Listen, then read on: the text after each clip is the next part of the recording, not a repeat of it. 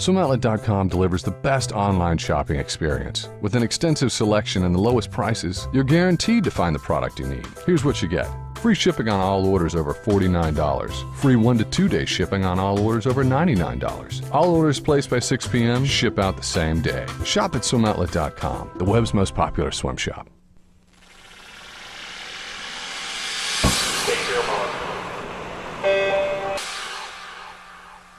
This is the Morning Swim Show for Thursday, July 12th, 2012. I'm your host, Tiffany Elias, and as many of you know, the U.S. swimming trials were held in Omaha just over a week ago, and last week U.S. Masters had the opportunity to hold nationals at the very same facility. Today in the Phoenix Monitor is Rob Butcher, the Executive Director of USMS.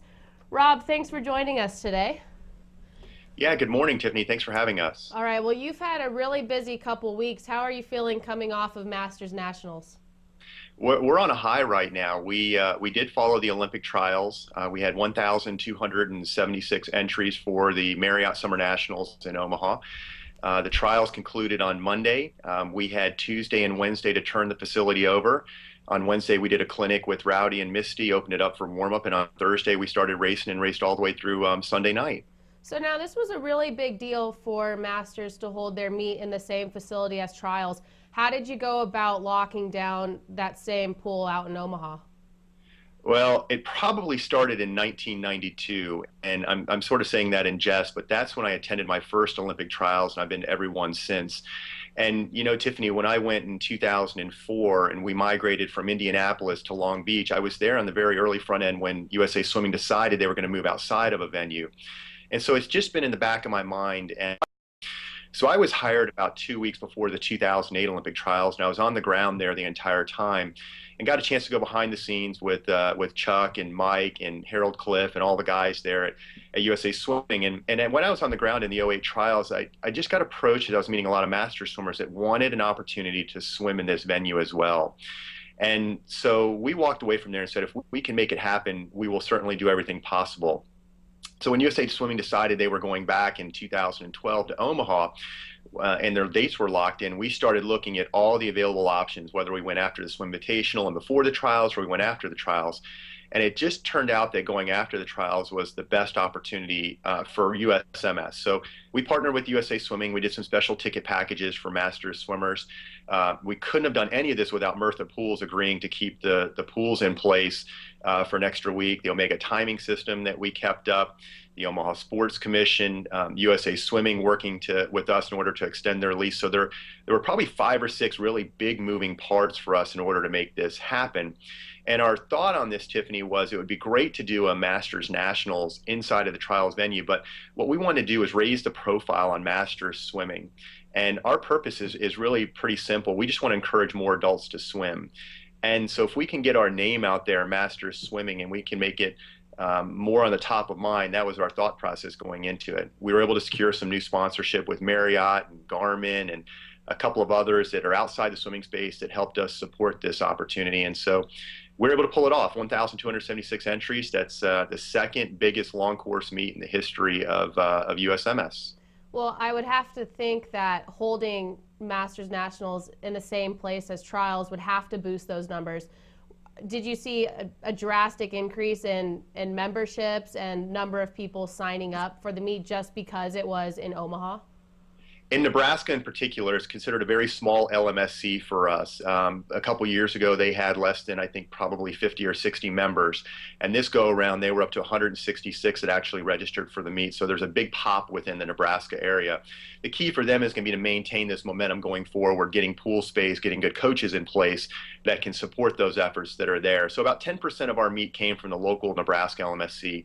90% came from throughout the area. What we did notice, though, is we actually live streamed the entire event, and we had more than 20,000 views over the weekend, with an average view of about 30 to plus minutes watching. So there was a big interest outside of just those that were there that wanted to watch our nationals. And I think that reaffirms to us that the interest is here.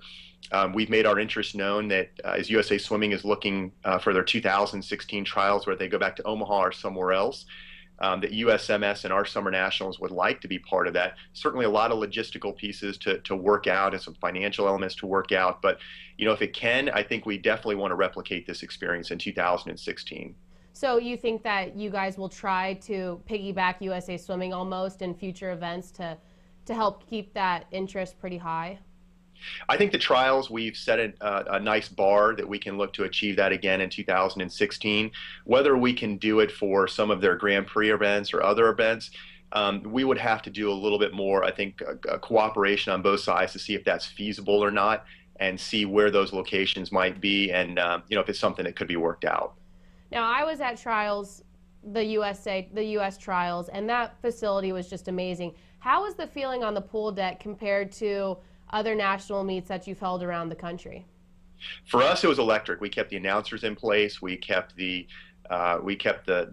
video services in place, the jumbotron in place, the boards that you saw in the warm-up pool was in place. The entire warm-up pool stayed in place. The competition pool stayed in place. So I think we tried to the best of our capability within Masters swimming to replicate that experience as much as possible.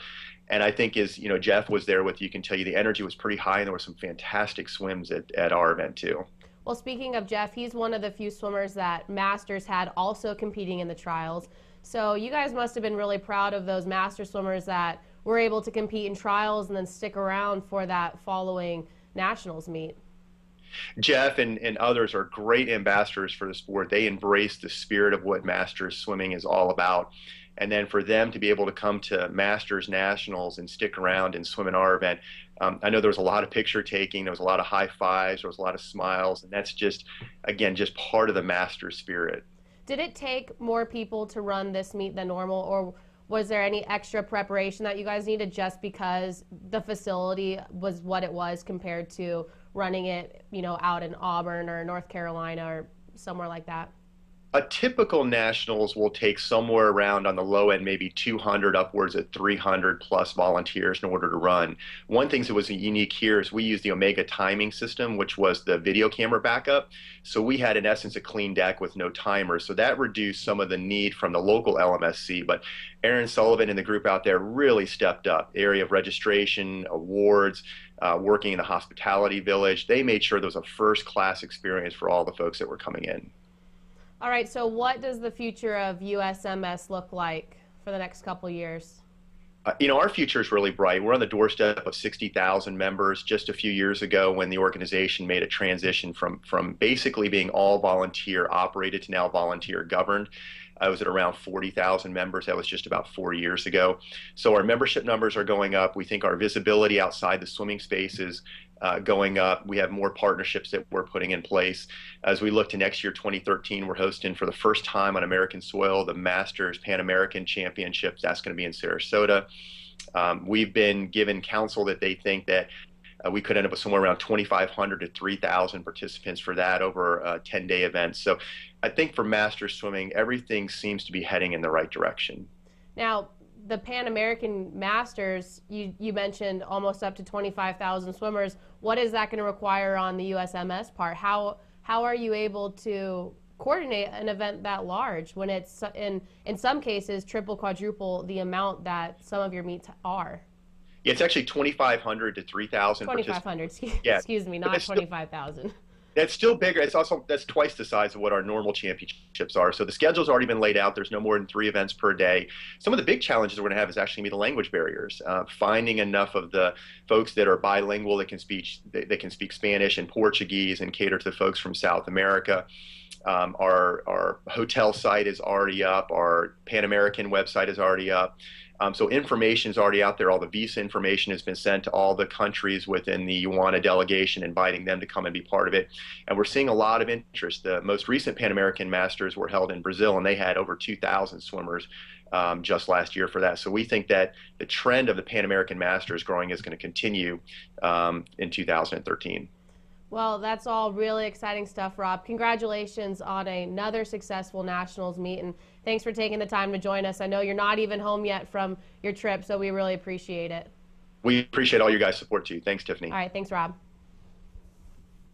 All right, well, that's going to conclude today's morning swim show. Make sure to follow us on Facebook and Twitter so you can keep up with the latest stories. And for more information, go to USMS's website so you can learn how to become a master swimmer if you're interested as well.